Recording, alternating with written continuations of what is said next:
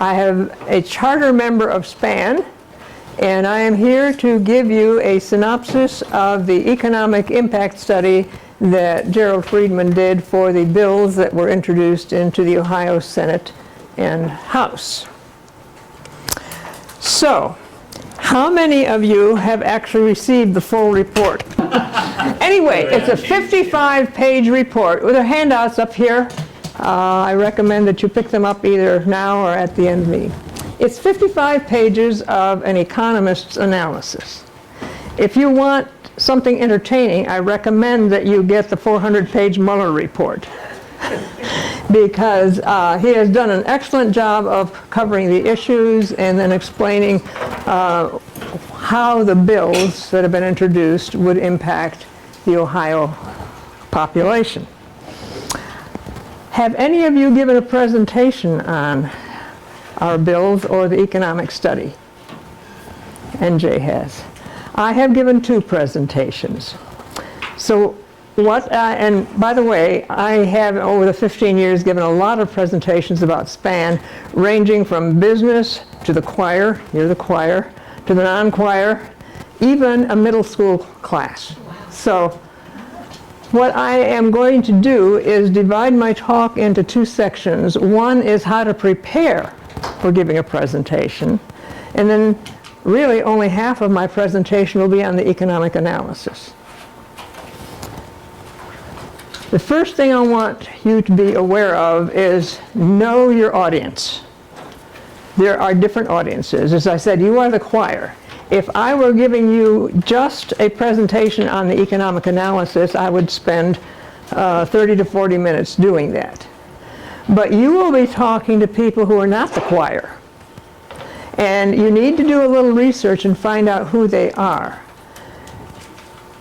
When I do presentations, I pick my slides for the PowerPoint from a variety of sources.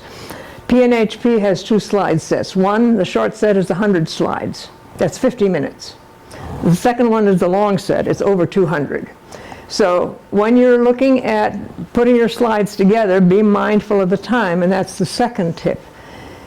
Be respectful of the time allotted to you. The last talk I did, I was the 3rd presenter for basically an hour-and-a-half meeting.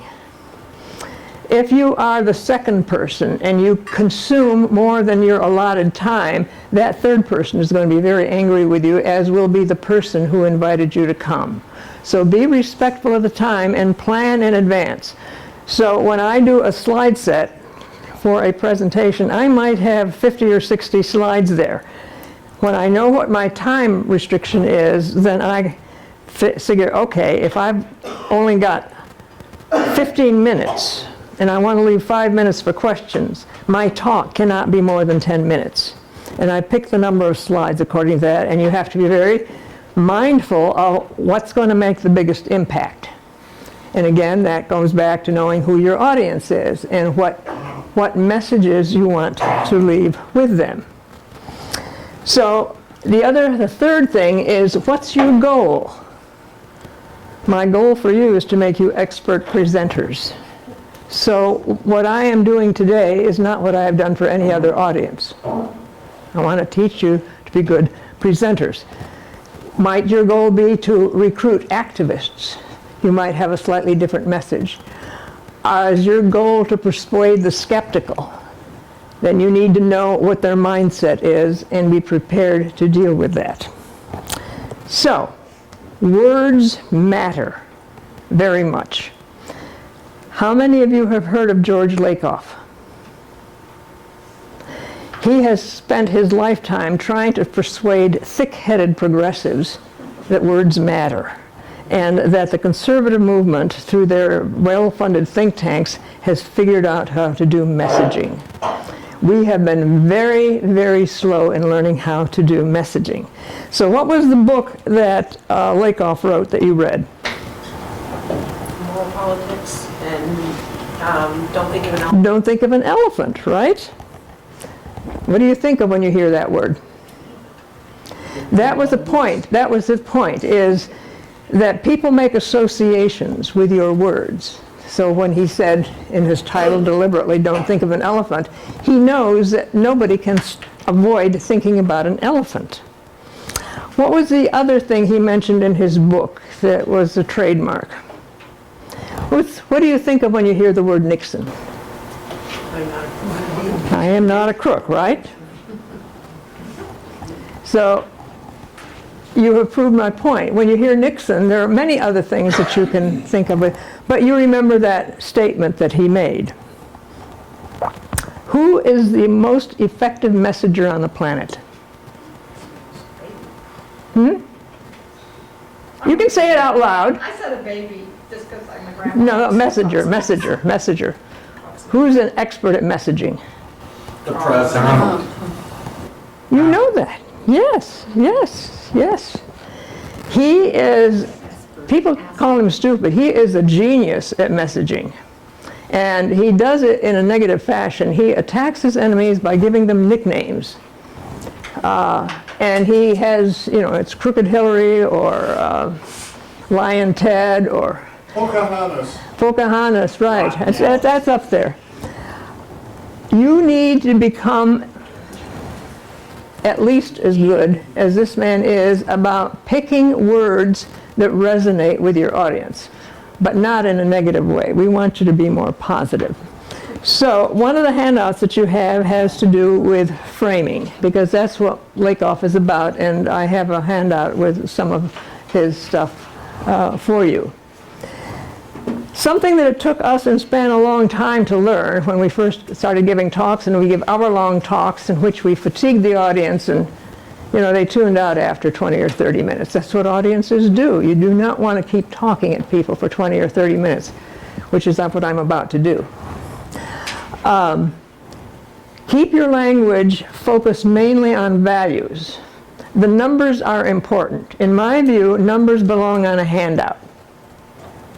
You will have to address some numbers. You will get some questions about numbers, but keep your answers heavily grounded in values, because regardless of your audience, there are many values conservatives and progressives and even white nationalists have in common. There's certain things that resonate just because you're a human being. Be wary of doing what George Lakoff told you to be wary of, using language that already has a frame. I hear people using the word death panels, which was brought out by the conservatives to say the Affordable Care Act was going to kill you. Be very careful. Another favorite, where's my clicker? Another favorite meme they have is tax burden. Nobody likes taxes. I don't think anyone in this room would like to see their taxes go up. But using that language of tax burden gives the image that every time you say you tax people, it's a very bad thing. Big government is another big meme.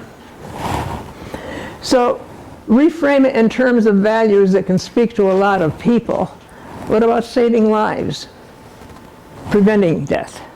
What about income inequality? That will resonate to your lower income audiences very much. Instead of talking about tax burden, talk about the burden of debt.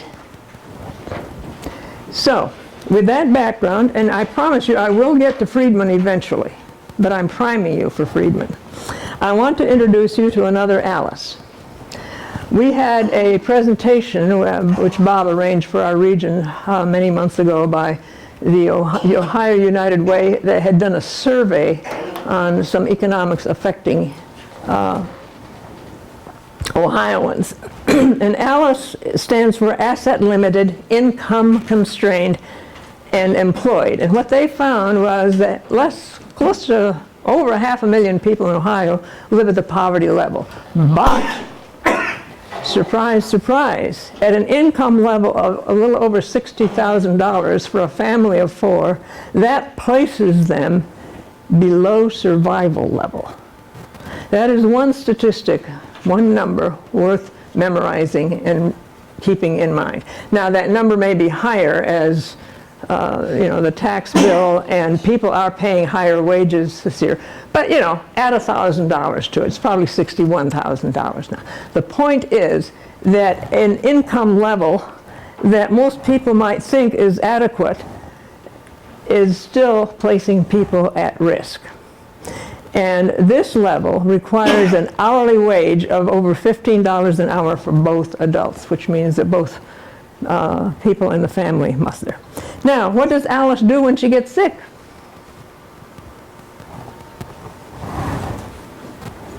Well, I think we all know the answer to that, and with many of the audiences, this will resonate. They might say, yeah, I didn't make a checkup appointment this year because I haven't met my deductible.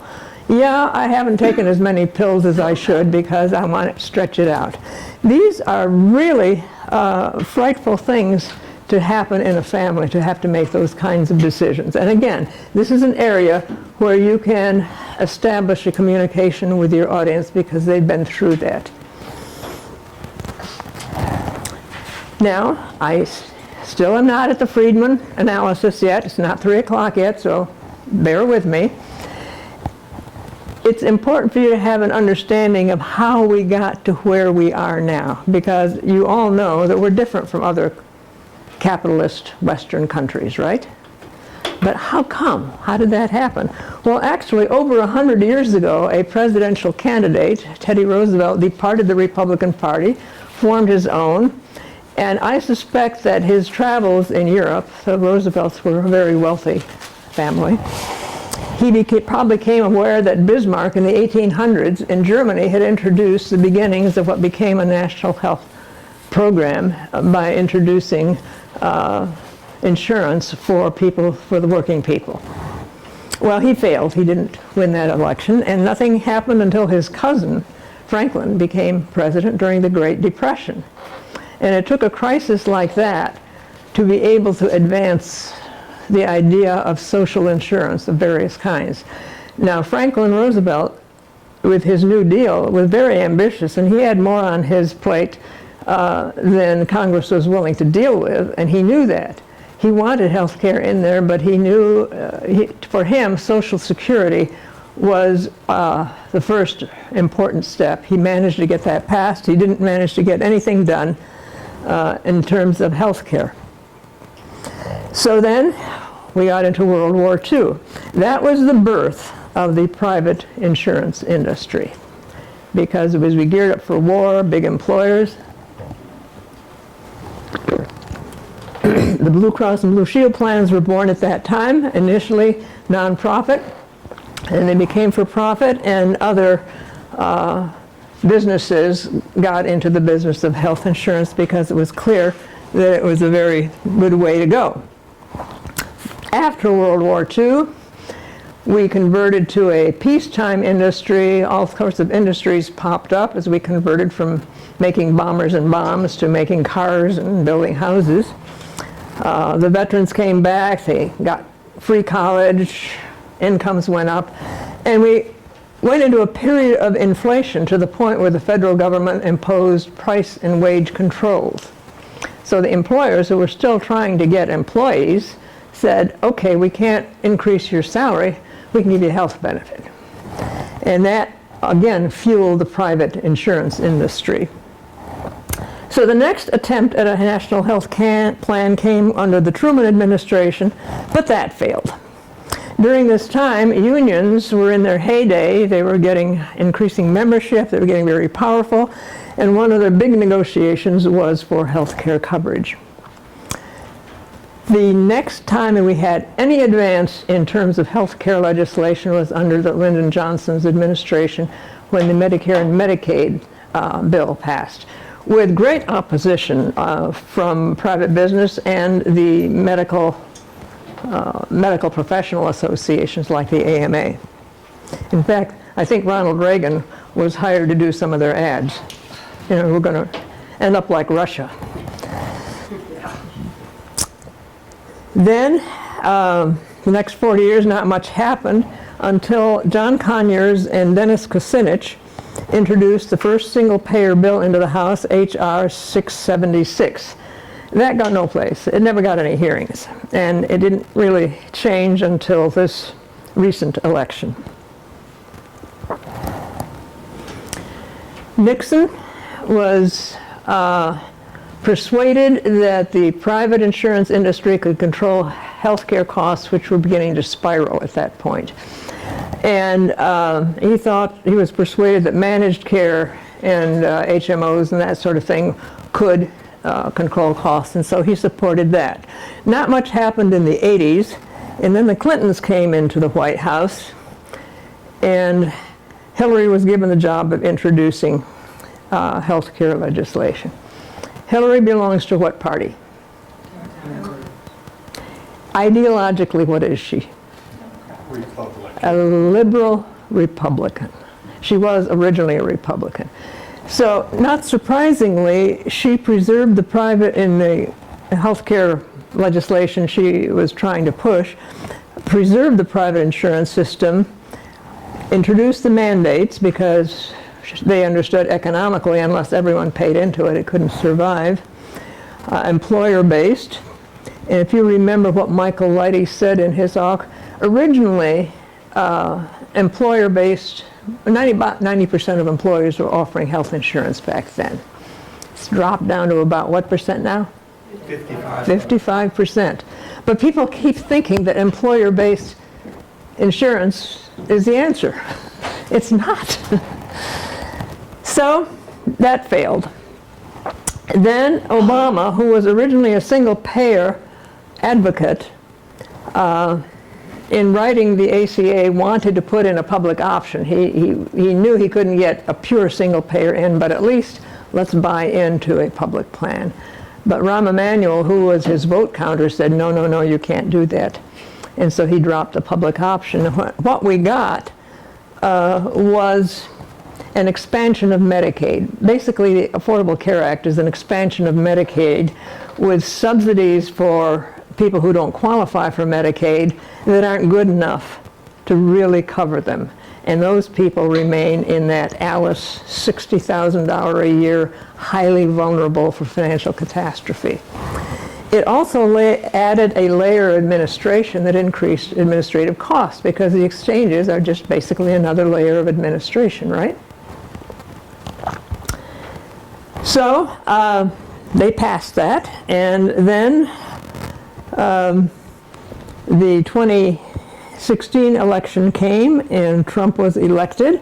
In the meantime, the House of Representatives was very busy trying to repeal, what is it, 40, 50, 54 times they tried to repeal the Affordable Care Act with no substitute in place. And it very nearly came to being repealed, except for John McCain's vote. But when it was evident what would happen, a lot of people who'd been persuaded that the Affordable Care Act was bad said, wait a minute, you mean you're going to start denying me for pre-existing conditions? Then it dawned on them that maybe this was not a good idea, and the Republicans said, oh my God, what did we do? And I'm going to read this to you because it's a little complicated. Can we pledge to repeal and replace our repeal and replace pledge with a replacement that repeals replacing our earlier pledge to repeal? And they still have not come up with a replacement plan that's comprehensive. It's just preserve what we have. By the way, if anyone wants the slide set, bring up a flash drive or give me your email and I'll give you the slide set. Okay, have a question for you now. What's the purpose of a healthcare system? Care Keep you for up? people. Care for people. Okay. Most effective and efficient way possible, or else it's unethical. Yeah. It's people-oriented, right? What is the purpose of a corporation? By law. Profits. Profit. By law, they are required to make a profit. And unfortunately, there are no restraints on the methods they use to make a profit. So what do they do with their profits? Well, let's take on the insurance companies first. The premiums that you pay in to get health insurance go to support some very generous salaries. And if you compare these with, at the time, full-time wage and salary workers in 2016 was 43,000. That's poverty level. That's poverty level. What else do they spend your premiums on? Making sure that no one makes any changes in the laws by well-paid lobbyists and people who leave Congress because they're voted out of office or whatever. They become lobbyists. I think Michael Whitey referred to this. Sherrod Brown got from insurance companies, and I saw on the news last night that the biggest donor to Joe Biden's campaign was who?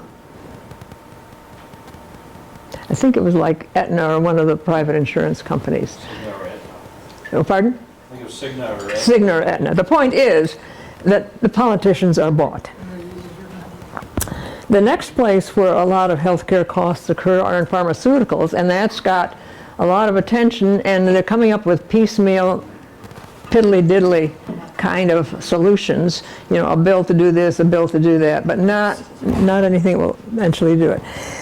Some of your audiences have been sold on the idea that what's driving healthcare costs in the pharmaceuticals is that they have to do expensive research. Well, the basic research is done by taxpayer-supported NIH, grants from them. The percentage of their income they spend on research and development is way lower than they spend on marketing administration, and only 27% on manufacturing. And their profits, which I will show you in comparison to other industries, the red bars represent the profit margin of pharmaceutical over time. The yellow bars represent the profit margin of Fortune 500 companies. So, yes? Could you go back to your previous slide? Pardon? Back Could you up? go back to your previous slide? Sure. Where it says, was it manufacturing? Is that where labor cost is involved? Where what? Is labor involved in that slice of the I pie? would expect so. Their employees, yeah. Alice, does Friedman go into the taxes portion of what is factored into that pie as not, I mean, none of those are being passed down to consumers where that section of taxes might be less? I don't know if he gets into that in detail. As I say, it's 55 pages, and I can't quote every page for you. I don't know if he got into that, so I can't answer your question. Well, I'll read it Yeah. myself as well. You're probably the only one in this room who will actually read it page by page. I don't know, have you read it? Does he say anything about passing on costs like that? Do you recall? I just don't recall. You mean from the drug company side? Well, of things? you know, on that last pie, in that last slide there's a section of, see the section of taxes, the dark blue? Yeah. You know, if those represent anything that's being passed through that we're actually paying further down the line, then that would distort that It could, but a little. remember that other things you're hearing in the news is that highly profitable companies has a way of avoiding paying taxes. So that 7% in reality is more like Who knows? 3%. Bob? CEO salaries is a very interesting issue.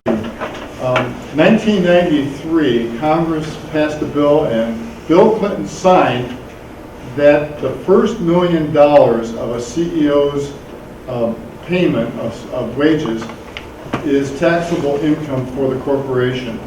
After that first $1 million, anything else they pay the CEO is tax-free to the corporation.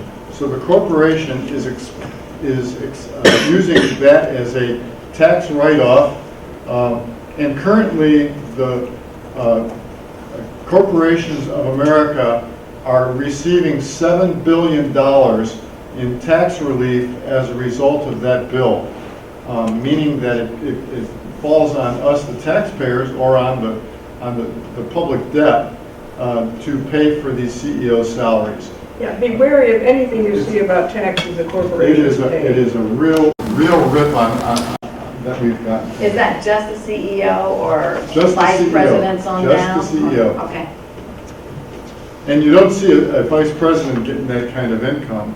So it is because of the tax benefits to the corporation. Okay. So anyway, some of the biggest costs are the costs imposed by private insurance companies, by big pharma, and then the providers themselves. There are, how many? I have it here someplace. In Ohio, there are over 1 million, well, I have a number someplace, I don't have it here, on how many physicians there are in Ohio. But at any rate, Michael Luddy says they spend 11 hours a week doing paperwork, or their staff spends time calling, making appeals and so forth. The number I got was 8.7. Whatever it is, it's a whole bunch, and at one time Duke University Hospital had more billing clerks than it had hospital beds. Again, images to me are more powerful than numbers, and I have always enjoyed this slide, which I got from PNHP. The yellow line represents the growth of physicians, nurses also, over time. And the rate of growth kind of parallels the growth of the general population. On the other hand, with all of these middlemen being brought in to basically increase profits, the growth of the managers is just enormous.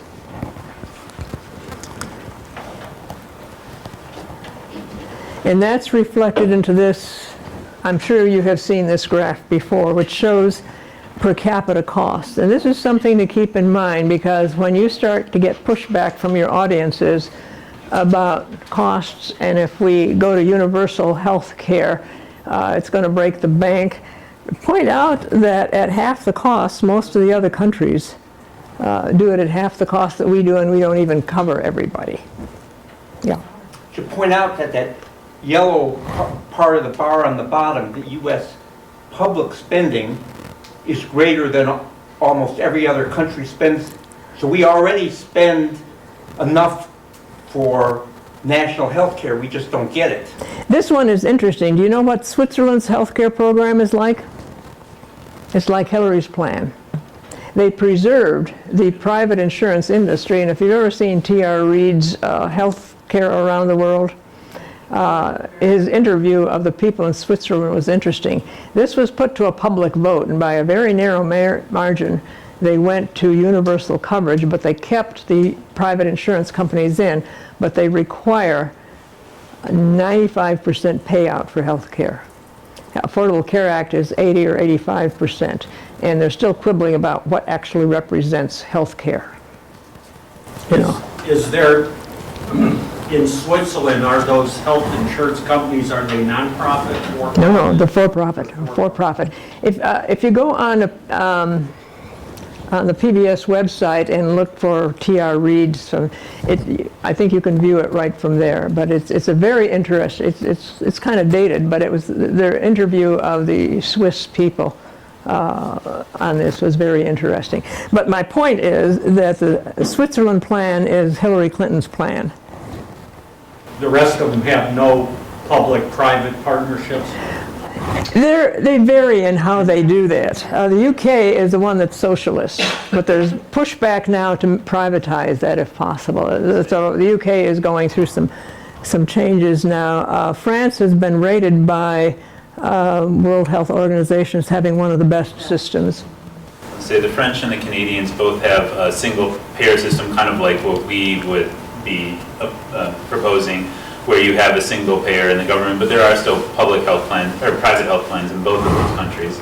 The Germans and the Dutch both have what amounts to very regulated, not-for-profit private health insurance companies that they can choose from. But they all have public subsidies for the very low income. Yeah, and they're required to cover, certain things across the board, and they have to accept anybody who applies. They can't turn people down. So they basically have, it's not single payer technically, but they have a system that gives universal health coverage with not-for-profits, but they are private. So they all do it a little different. Okay, now I'm inching my way towards Friedman. Bear with me. But again, keeping in mind who is your audience. If you just go out on the street and talk to someone on the sidewalk or someone in the grocery line with you and bring up single payer, you'll find a lot of people who are still clueless about what that means and have, it's not an intuitive term. Some people might think, single payer, what does that mean? Is that an individual policy holder? It's a very bad term, and we had talked about getting rid of it. Finally, we've got a slogan that works, which is Medicare for all, because if you say Medicare, most people understand how that works. If they're not on it, they have a relative who's on it. So the single payer term is something you may have to explain to people and be aware of that. Be aware of that. So SPAN is called Single Payer Action Network, nonpartisan, nonprofit, and I just want to go over quickly how we have evolved. When we started 15 years ago, what we wanted to do was to put the measure on the ballot, the single payer legislation on the ballot, and let people vote for it. But we had to get signatures. We had to get 100,000, and it was a long struggle to do it.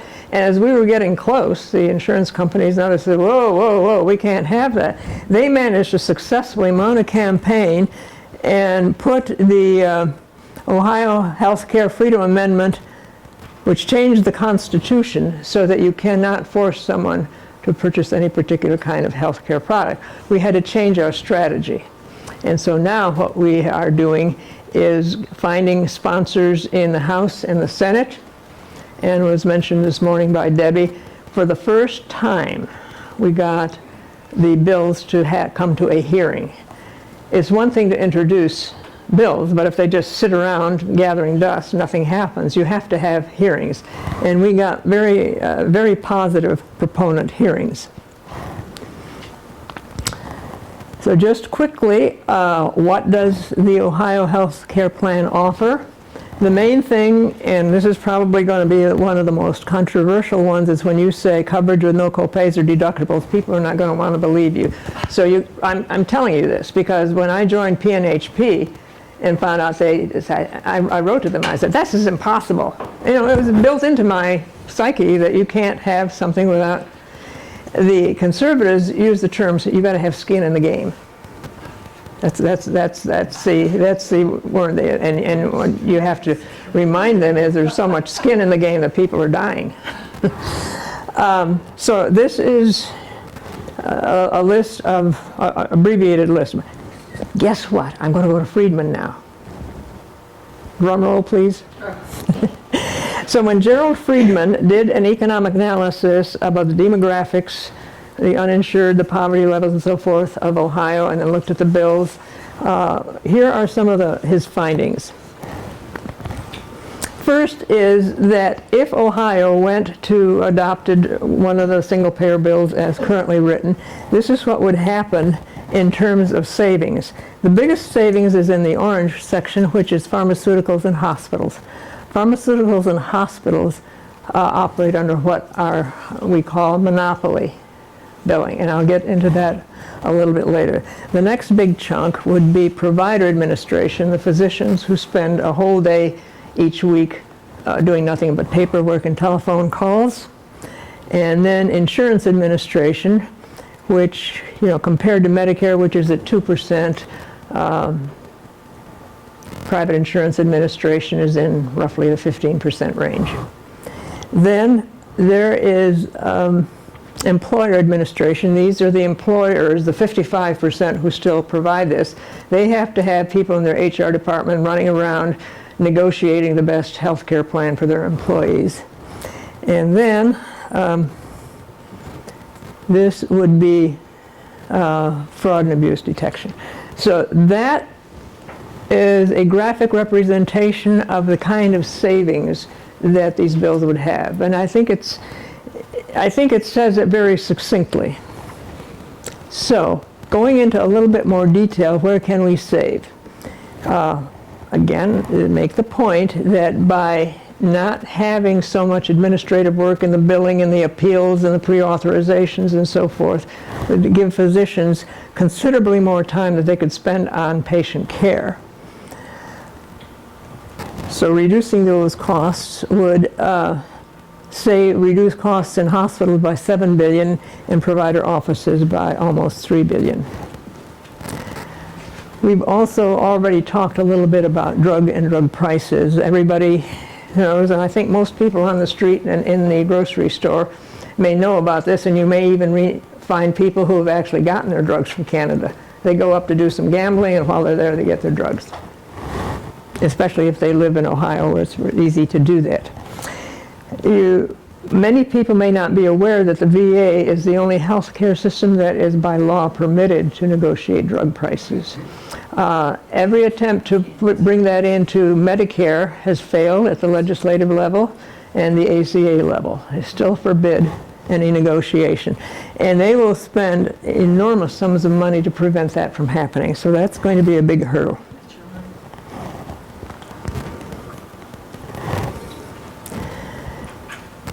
Hospital monopolies. There is currently no way to negotiate with hospitals. I mean, the private insurance companies try to do that.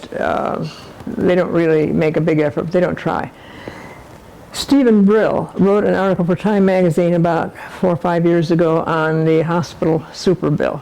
Basically, hospitals want to bill by the item. They will charge you for every Band-Aid that's used, and they will mark it up 500 or 600%. And they will find things that people would normally do in the course.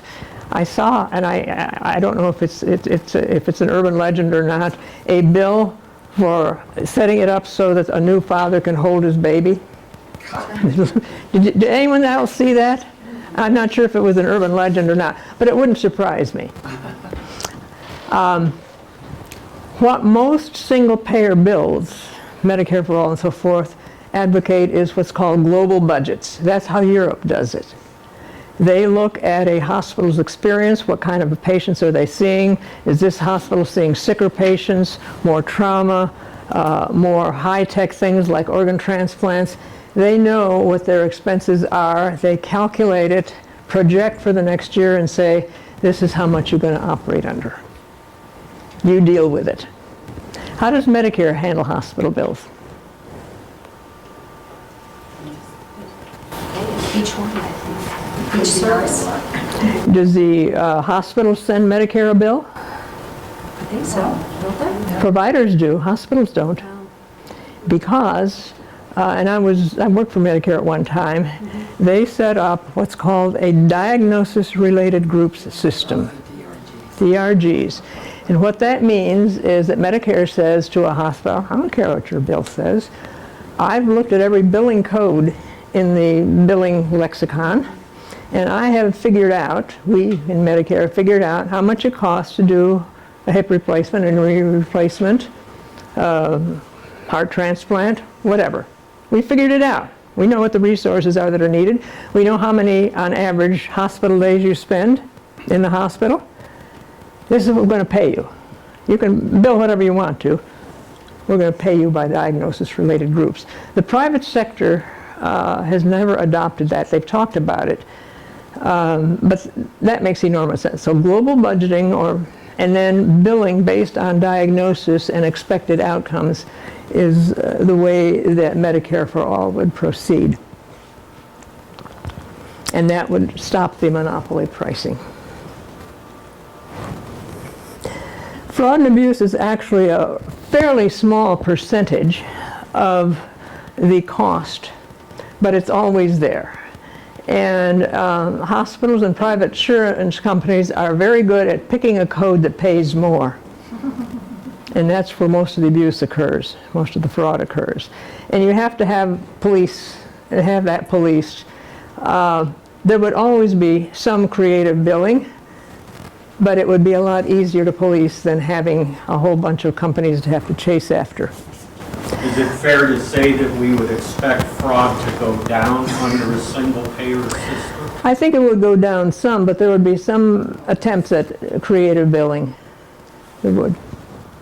Okay, now I'm going to give you another look at what current and projected spending would look like under the bills that we have in the Ohio House and the Senate.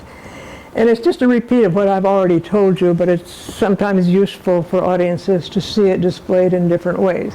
But you're not overwhelmed with numbers on this. And I like bar graphs and I like pie charts because it does that. So looking at the physician level, where they're getting only 59% chunk of the healthcare dollar that's out there, they're going to get 80%. Monopoly profits will go away if we get rid of monopolies. Provider administration, hospital, physician offices probably have 20% of their income spent on administrative tasks. That would go down to 14%. Insurance administration would go down to 2%, which is the Medicare level, and then we'd have to add on to that, and Friedman said there will be transition costs, and so he put in another one for that. How long would you project those transition costs to? I think he has that in there, and he's 2 or 3 years. Do you recall, Bob? Yeah, I think it's 2 years is how long you put it in, because it has to do with the unemployment, so increasing unemployment benefits for workers in the insurance industry, as well as retraining costs. I don't have that in here, but remember that if you increase the number of people who are insured, there will be jobs that will be attached to that, even though the administration numbers would go down, but there will still be need for people to do some paperwork related to this. Isn't that why the physician part goes up, because they're going to be treating more people? Yeah, hopefully. Or spending more time with you. Yeah, okay. Next question you're going to get. Oh my gosh, this sounds so expensive, and I think Michael Leidy brought this out, that already the opposition saying, you go to single payer, it's going to cost, what did he say, $25 trillion? Or $23 trillion? And I think he said his answer is, we're already spending $25 trillion, so your answer is we're going to save $3 trillion. So this is a number that's probably worth remembering. So here is how it breaks down. Looking at current expenditures, meaning if it went into place this year, we would need $140 billion to support universal health care in Ohio. $75 billion we're going to capture from existing funds. I mean, there's money from Medicare, Medicaid, SHIP. Remember that Medicare and Medicaid will be folded together. It's unfortunate they were two separate programs to begin with, but that's the reality. Now you're going to bring the Medicaid patients in under Medicare. They're not going to be identified as a separate group, separately insured group. The VA hospital, VA system will remain intact, as will the Indian Health Service, so that's not in here. Those are not capturable funds. So we have already identified $25 billion in savings that I showed you in the other graphs. So what's left is now we've got to raise $40 billion to raise this, and everybody's going to turn their hair on fire and throw up their hands and say, oh my God, we can never afford that. But remember that the $40 billion replaces $65 billion that's already being collected and spent in the way of unnecessary things like copays and deductibles and premiums. So by folding programs together and folding costs together, you capture some savings. The important thing to your audience, if you're talking to that vulnerable group that the United Way identified as being at risk for bankruptcy, is if they say the costs are going to go up too high, and you say, what if I told you you would go home with more money in your pocket afterward? Bob? Does that include what you pay for your private health insurance policy? Well, there won't be any private health insurance. That's part of the $65 billion that you're saving. I'm sorry. Okay. Does that answer your question? Okay. Yes. Bob? The other gagging point that they would balk at, even with the $40 billion, is that's half of the total current state budget. It's a half of, because the current state budget is about $75 to $80 billion a year. And so they're going to look at that and they say, oh my God, what a state increase in the budget to pay for health care. So that's another gag point that people would say about why we can't afford this. Well, I would convert that into saying, think of it in terms of per capita. You know, the total cost is going to go up, but because you're insuring more people And I would not say insuring, I would say protecting. Speak to the value. You're protecting more people, you're saving more lives, and on a per capita basis, it's a bargain. Yes, sir? I mean, looking at this is just kind of looking at the 30,000 foot level, but, you know, when you come down to an individual and say, what's in it for me? I'm going to show you what's in it for you. Thank you, that's my next slide. Alice, am I reading that last one right? That you're saying, okay, we'll have to tax everybody for 40 million, but because you're adding it on that side, but you're also subtracting. Let me show you the next slide, please. What this is, and it's got some numbers in it, but I think you can understand it if you never even look at the numbers above the horizontal axis. This axis is income level starting at $20,000 per year, which is poverty level, right? Would you agree? Even for an individual, that's probably poverty level. All the way up to $150,000, which is safe territory. And remember, this is still vulnerable territory. These people may be safe. These people are at risk if one of them got a catastrophic illness. Okay? So these are the income levels. The blue bars represent what they're spending right now in terms of premiums, co-pays, deductibles, and so forth. The red bars are what they would be paying with the new plan in place. So when they say, oh my gosh, it's going to cost so much, you have to bring it down to how much is it going to be at the individual level, and your answer is, if I could show you that you're going to go home with more money in your pocket at the end of the day, would you be willing to consider it? That's what this is saying. MJ, you had a... I just wanted to go back to the... Yeah, I can do that. So I think there's something, just to clarify. So TRICARE actually stays the same in this plan because they're, you put that on, they're a federal program, so that actually won't be affected. It won't be in there? No, and then Medicare changes, but we're not really taking in the Medicare dollars, right? So what Medicare does is Medicare is still going to, people will still have Medicare. But the way that Friedman did it and the way that we'd like to do it is that your Medicare Part B premiums that you pay right now will be paid by the state of Ohio, so you won't have to pay those anymore. That's where the enhanced And- Medicare. Yeah, and also because so basically we're going to register the Ohio plan as a Medicare Advantage plan.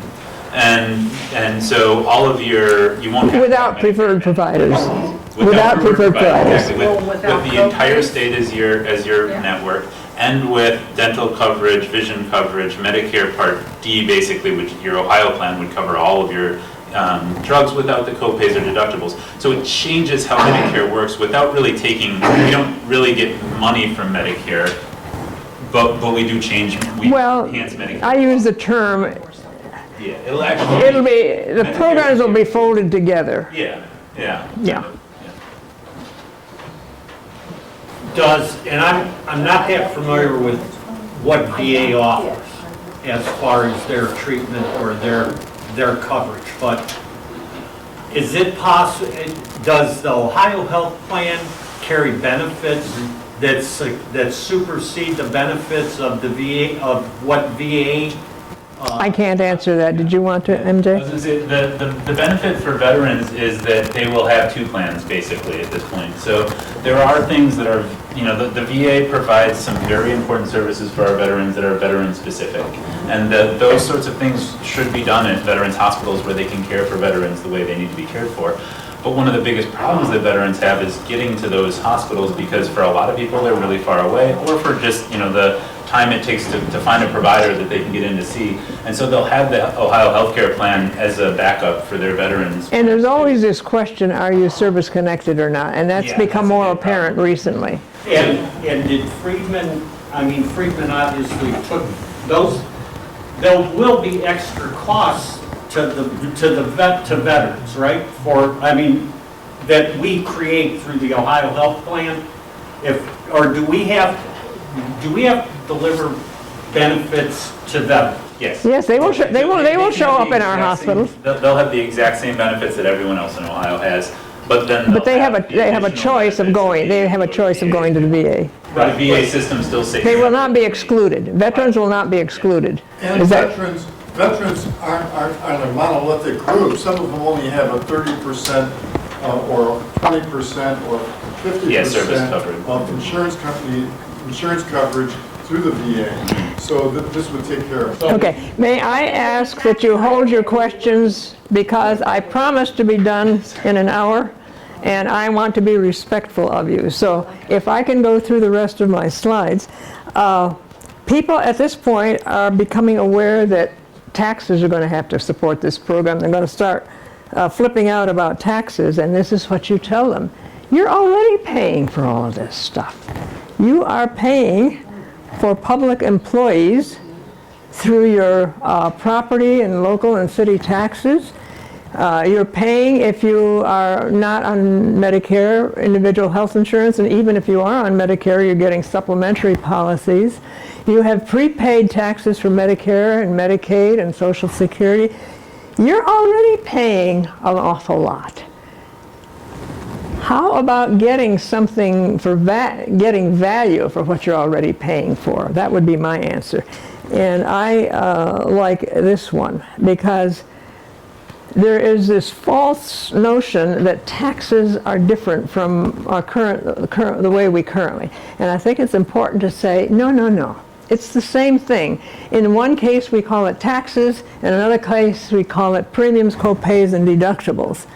The question is, and someone said I need to change this slide, which pocket is going to still have some money in it at the end of the day? I'd also add the bureaucracy, that all of that on the right-hand side. Yeah, we could add that. We can get rid of that. No, I mean, all of that is a bureaucracy that we don't need to have. We're actually going to simplify the bureaucracy.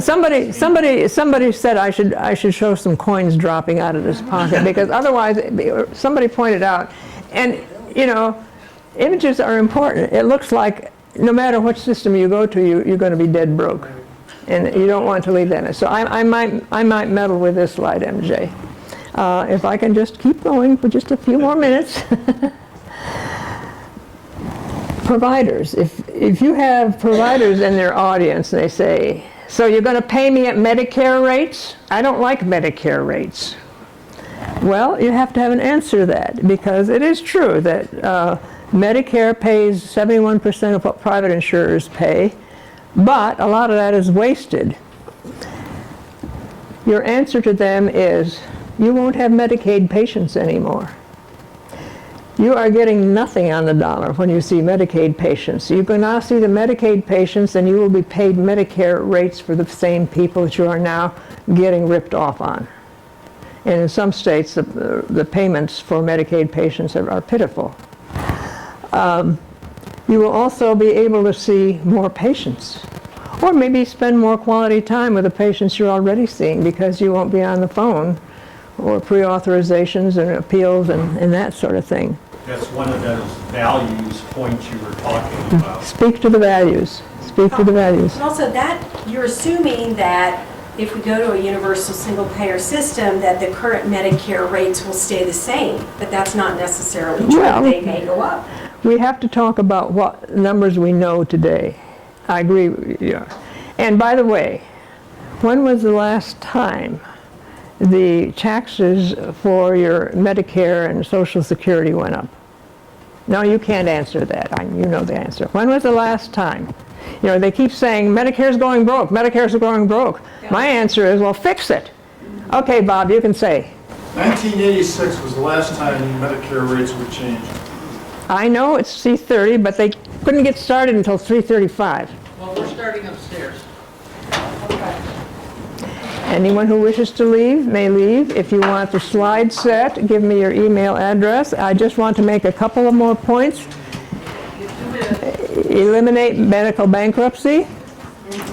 Unions can now negotiate about workplace safety instead of health care benefits. Retirees. Any of you who are public employee retirees know that they are protecting the pensions. They're getting out of the health care benefits. So you're vulnerable. If you are much younger than I am and want to start your own business, you don't have to fear that you're going to lose your private insurance during the 2 or 3 years when you're starting up a business, because you're going to be covered. And I show this slide only to make my point that slides are not the place to go over numbers. This is the point at which you say, the Friedman report has some calculations. They are in the handout go ahead and look at them that way. This is not the place to do it. And my last thing is, we know there's gridlock. We know this is not going to be an easy fight at the federal level. So I would ask you to take a look at what you can do. There are a lot of things you can do. Maybe there are things that you hate to do. Maybe you hate to give presentations and you're never going to give one. Maybe you are reluctant to make a call on your legislator. Well, go with somebody else, because the more bodies there are in the room, the more effective that visit is. So find somebody who likes, like Bob Crazen.